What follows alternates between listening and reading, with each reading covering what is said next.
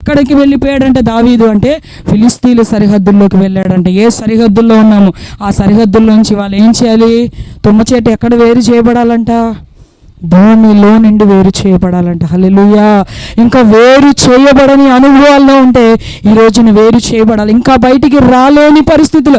ఇక్కడికి వస్తే ఈ పాట, బంధువుల దగ్గరికి వెళ్తే బంధువుల పాట, లోక స్నేహితుల దగ్గరికి వెళ్తే లోకపు మాటలు, ఇలాంటి వాటి మధ్యలో ఉంటే మనం ఎవరి యుద్ధాలు చేయలేము? దేవుడి యుద్ధాలు చేయలేము. మిత్రులుగా ఉండవలసిన వారు శత్రువులుగా మారితే అప్పుడు నీకు సహాయం ఎవరుంటారు? ఎవరు ఉండరు. ఒకప్పుడు దావీదు ఏమంటాడు ఫిలిస్తీన్ చూసి, ఈ సున్నతి లేని, ఇప్పుడు నీకు సున్నతి లేని వాడా నీకు ఆశ్రయమా? సున్నతి లేని ఫిలిస్తీయుడు ఏమనుకున్నాడంట? మీరు దాసుడు అయిపోవాలని. ఆకీష్ రాజు దావీదుని చూసి ఏమనుకున్నాడంట? నువ్వు నాకు దాసుడు. ఎవరికి దాసులుగా ఉండడానికి పిలువబడ్డామండి ఈ రోజున? ఉన్నా లేకపోయినా బలిపీఠమే నాకు ఆధారం ప్రభా. నిన్ను విడిచి నేను ఎక్కడికి పోలేను ప్రభా. కొడితే 2 దెబ్బలు కొట్టు, పడతా కానీ ఇక్కడే ఉంటా. హల్లెలూయా. తుది శ్వాస వరకు నేను ఇక్కడే ఉంటాను ప్రభా.